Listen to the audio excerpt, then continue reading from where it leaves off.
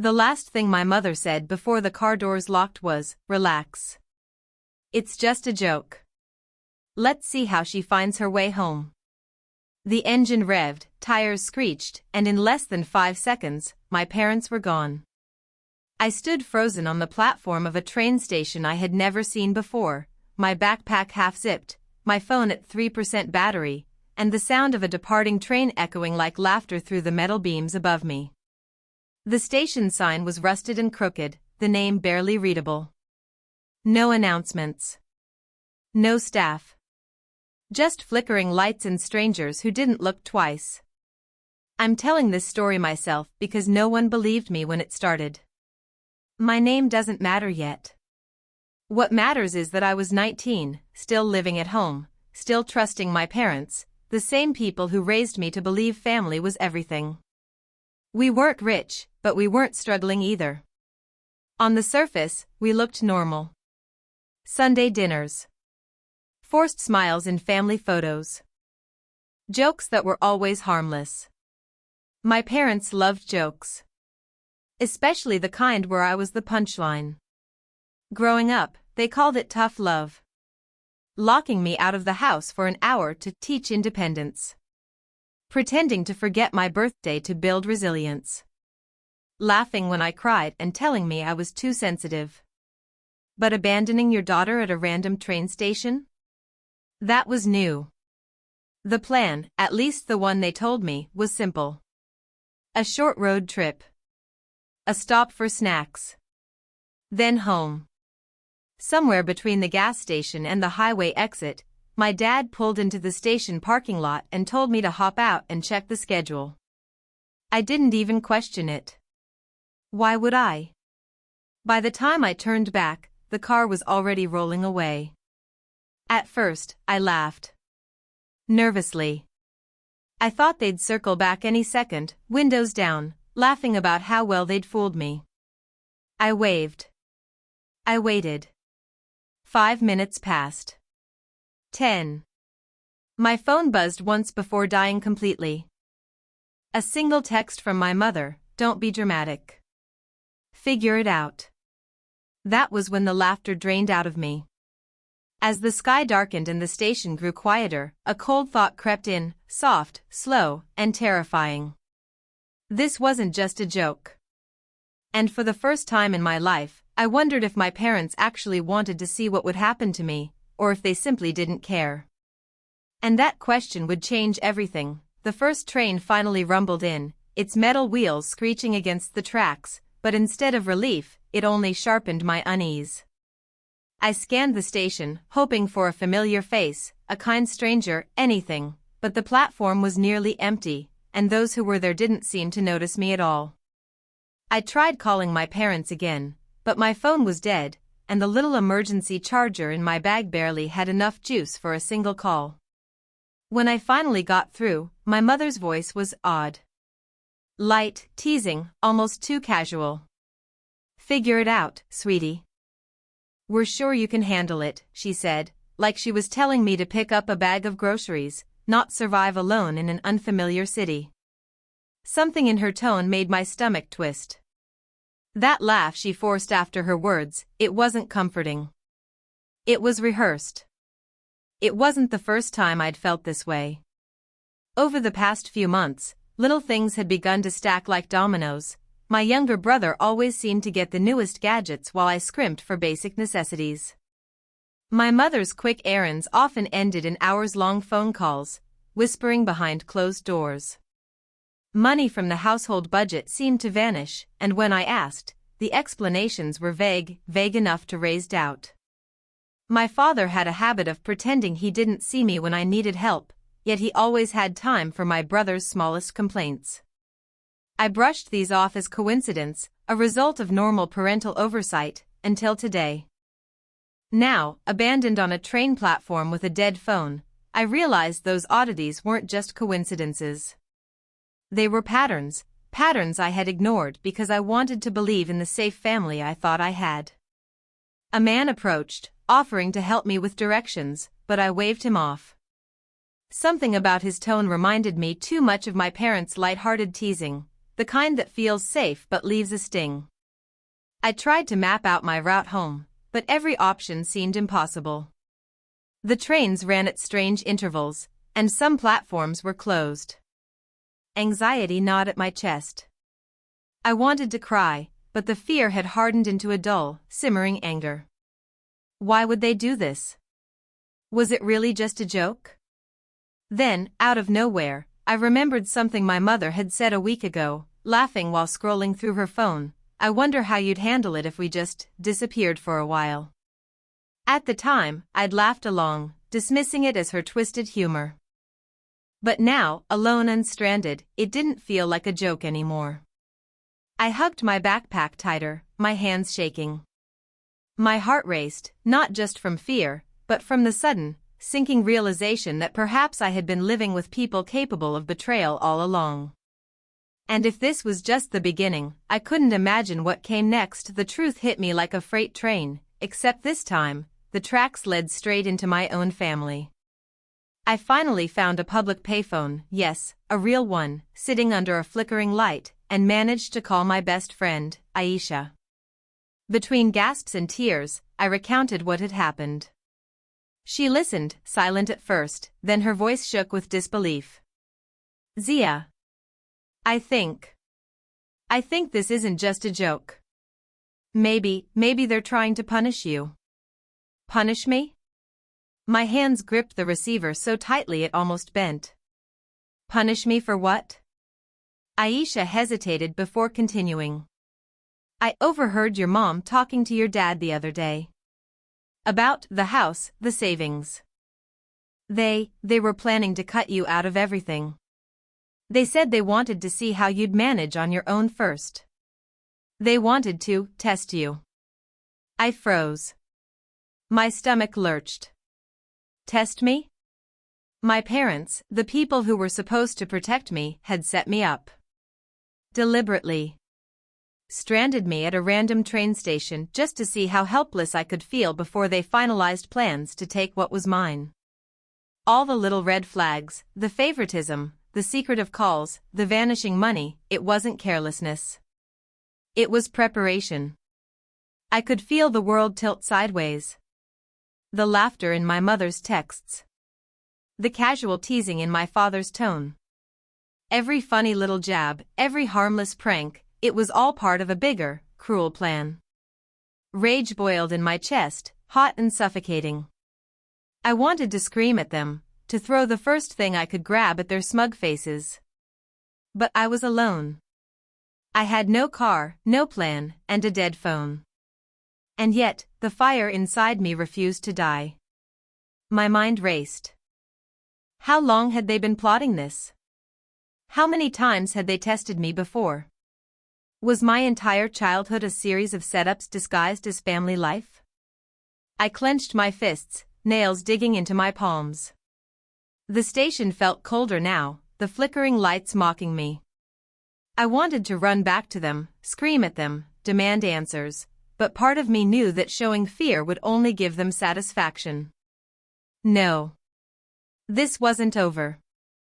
A seed of something sharp and focused took root in my chest, something stronger than fear, determination. They wanted to see me struggle. They wanted to see me lost. They wanted to see me weak. Fine.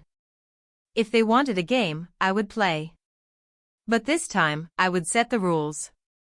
And when the game ended, they would wish they had never left me alone on that platform. Even as the night deepened, and the station remained silent except for the occasional train, I realized one undeniable truth: I had been betrayed by the people I trusted most. And betrayal, once it settles in, never fades quietly. The platform was silent except for the distant rumble of an approaching train. I sat on the cold metal bench, legs trembling, heart pounding.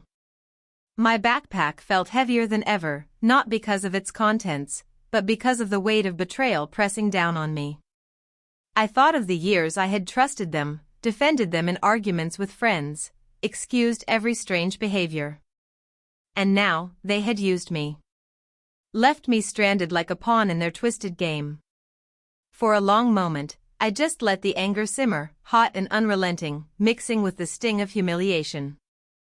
Tears blurred my vision, and I whispered their words back to myself, let's see how she finds her way home. And then it hit me, the moment that changed everything. I realized I wasn't helpless. They may have abandoned me physically, but they hadn't broken me mentally. Every joke, every slight, every hidden slight advantage they took had trained me without their knowledge. I knew patience, I knew observation, I knew endurance. And now, it was time to use all of it. The anger transformed into clarity. I wasn't going to cry anymore. I wasn't going to beg. I wasn't going to stumble blindly while they sat comfortably at home, expecting satisfaction from my confusion. I stood up, gripping my backpack straps, and took a deep breath. My pulse still raced, but it was no longer panic, it was resolve. Every injustice they had thrown at me, every secret they had hidden, every laugh at my expense, was now fuel. This ends tonight, I muttered under my breath. I started mapping out my options. I noted the train schedules, the station exits, the streets I could navigate. I would get home. And when I did, I wouldn't confront them out of fear or hurt. I would confront them with proof, with strategy, with the fire of someone who had been tested and refused to break. For the first time since the car doors slammed shut, I felt control returning. My parents thought they were testing me, seeing how far I could falter, but they underestimated one thing: I had learned more than they realized. I had learned how to watch, how to survive, how to plan. And now, I would turn that knowledge into power. I pulled out a small notebook from my backpack, something I had used for sketches and notes. I began writing down everything I remembered: odd comments, suspicious patterns, moments of favoritism, financial discrepancies. Every detail could be ammunition. Every detail could be leverage. I felt a shift deep inside me. Fear was replaced by focus, doubt by strategy, despair by determination. They had left me stranded at a random train station as a joke. They had laughed at my helplessness. But I was done being the punchline. Tonight, the joke would end. And the one who had set me up would finally realize exactly who they were dealing with. By the time I finally made it onto a late-night train heading toward home, my plan was already forming, quiet, precise, and patient. I didn't rush. I didn't act on anger. I watched. I listened. That's how you beat people who think they're smarter than you. The first step was survival. I borrowed a charger from a kind stranger and kept my phone hidden, saving power like it was oxygen. When my parents finally called, I didn't answer. That was intentional. Let them feel in control. Let them believe I was still lost, still scared, still exactly where they wanted me. When I got home near dawn, I didn't go inside right away. I sat in the dark stairwell of our apartment building and listened. Their voices drifted through the slightly open window, calm, amused, relieved. "She'll come crawling back," my father said. "She always does," my mother replied, laughing softly. That laugh told me everything. Step 2: Proof. Over the next few days, I played my role perfectly. Quiet. Grateful. Apologetic. I told them the train had been confusing, that I panicked, that maybe they were right, I needed to be more independent. Their eyes lit up every time I doubted myself. They thought they were winning. Meanwhile, I started collecting evidence. I photographed bank statements when they left papers on the table. I recorded conversations when inheritance and cutting costs came up. I messaged relatives casually, asking innocent questions about the will my grandparents had left behind, the one that was supposed to include me equally. The answers didn't match what my parents had told me. Step 3: Allies. Aisha helped me quietly, storing copies of files and recordings in case my phone mysteriously disappeared. An uncle let something slip over dinner, that my parents had already talked about redistributing assets once she proves she can't survive on her own. That was the trap. They didn't abandon me because they hated me. They abandoned me to justify stealing from me. And the final step was timing. I waited. I let them feel comfortable. Let them think their little experiment had worked.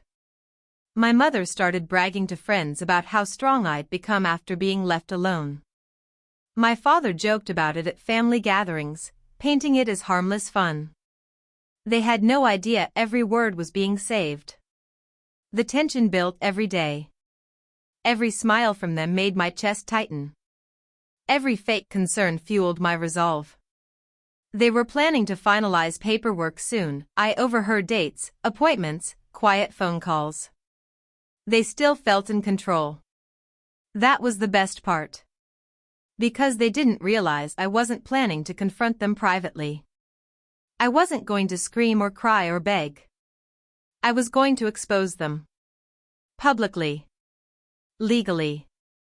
Permanently. They thought leaving me at a random train station proved I was weak. What it really proved was that they had underestimated me. The moment my parents realized they were no longer in control came in a room they never expected me to stand confidently inside. The family lawyer's office. They walked in smiling, relaxed, already rehearsing their version of events, how I was immature, unstable, how the train station incident had proven I couldn't manage responsibility. My mother even squeezed my shoulder as if she were proud. "See," she said to the lawyer. A little push was all she needed. I kept my eyes down. I played weak one last time. The lawyer cleared his throat. "Before we proceed with any redistribution of assets, there's a concern." My father frowned. "Concern?" "Yes," the lawyer said, turning toward me. "Your daughter requested this meeting. She brought documentation." That was my cue. I lifted my head and placed my phone on the table. First, the audio played. My father's voice filled the room, calm and cruel. "If she panics enough, we can prove she's not capable. Then the inheritance stays with us." My mother's laugh followed. Leaving her there was perfect. Fear makes people fail. The color drained from their faces. I didn't stop. Next came screenshots, bank transfers, dates, amounts quietly moved from the account my grandparents had set up for me.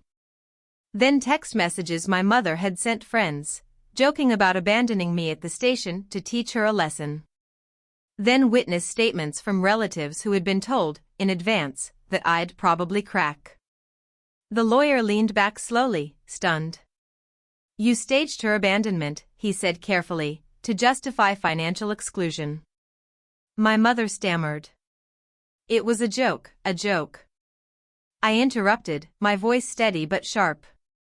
"You left me at a random train station at night with a dead phone. You didn't check if I got home. You laughed." Silence crushed the room. Then came the final blow. "I've already filed a formal complaint," I said. "For financial manipulation and endangerment. And every piece of evidence has been copied. Multiple times." My father stood abruptly. "You're exaggerating," the lawyer raised a hand. "Sit down." That command broke him more than anything else. By the time the meeting ended, the outcome was clear. The inheritance was frozen. An investigation was opened. Family members who once laughed awkwardly at the story now stared at my parents with disgust. Word spread fast. The funny joke turned into that story, the one people whispered about at gatherings. Invitations stopped. Phone calls dried up. Their laughter vanished. As we walked out, my mother finally whispered, "We never thought you'd do this." I looked her in the eye. "You left me at a train station to see if I'd survive," I said calmly. "I just showed you what survival really looks like." Months passed, but the memory of that train station never faded. It became my anchor, the moment I realized just how far people could betray you. My parents? Their lives changed completely. Once smug and untouchable, they were now a cautionary tale whispered among relatives and family friends. Invitations dried up, their social reputation crumbled, and the financial investigation left them scrambling for explanations. The very game they thought they were winning had turned back on them, leaving them exposed, humiliated, and powerless. Meanwhile, I rebuilt my life on my own terms. No longer the nervous, dependent daughter, I moved into my own apartment, found a job that respected my skills, and started managing my finances without anyone's interference. Each decision I made was deliberate, each choice a reminder that I would never again let anyone else dictate my worth. I wasn't just surviving, I was thriving. I also learned to forgive myself for the blind trust one had placed in people who didn't deserve it. Pain and betrayal are teachers, after all.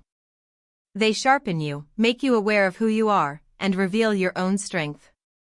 I realized that the world doesn't just hand you justice, sometimes, you have to take it for yourself, and when you do, it tastes sweeter than any revenge fantasy could promise. Friends and allies who had watched the situation unfold slowly began reaching out. Some had known about the subtle red flags I ignored, some were inspired by my patience, strategy, and courage. People admired how I had stayed calm under pressure, gathered proof, and executed a plan that didn't just humiliate my parents but dismantled their power completely. I was no longer the little girl stranded at a train station, I was the one who rewrote the rules of the game. And the poetic justice? That came in the form of a simple, undeniable truth. The people who had laughed at my helplessness were now the ones left desperate, trying to salvage their reputation and their wealth, while I moved forward, untouched, unbroken, unstoppable. So to anyone watching this story, have you ever felt abandoned, betrayed, or underestimated by the people you trusted most? I know that feeling, the shock, the disbelief, the rage, but remember, the power to rise above it lies within you. Comment below with your own experiences. Share your story. And don't forget to subscribe, because sometimes the greatest revenge is inspiring others to find their own strength. Because here's the final truth I want you to feel. They thought leaving me lost in the dark would break me, but all they did was illuminate the fire I had been carrying inside all along.